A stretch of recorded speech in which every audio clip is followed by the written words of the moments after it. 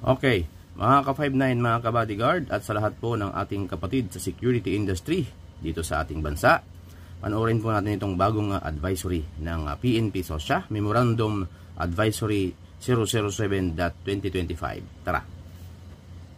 Ang memorandum na ito ay mula sa Civil Security Group, SOSYA, na may kaugnayan sa oras ng trabaho at tamang asal ng pribadong security personnel, regulasyon at superbisyon. Ang Supervisory Office for Security and Investigation Agencies o SOSYA ay responsable sa pagsasaayos at pagsubaybay ng private security industry batay sa umiiral na batas at regulasyon.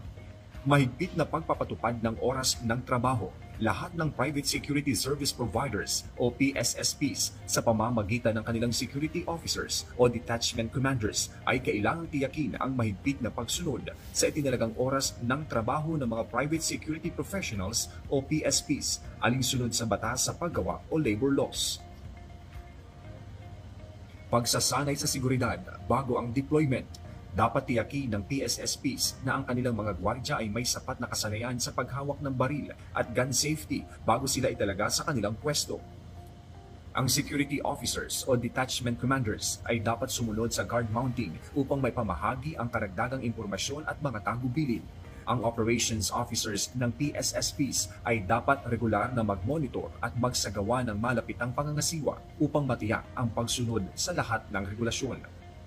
Pagsunod sa Code of Conduct ng Security Industry, lahat ng PSSPs ay kailangang tiyakin na ang kanilang PSPs ay kabisado at isinasapuso ang 11 General Orders at ang profesional na pag-uugali at etikal na pamantayan ng private security industry.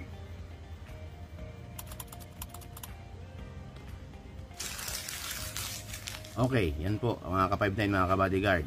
O yan po ay hatid sa atin ng ating regulating body which is the PNP SOSYA. Maraming salamat po mga sirs. Isnapi salute po sa inyong lahat.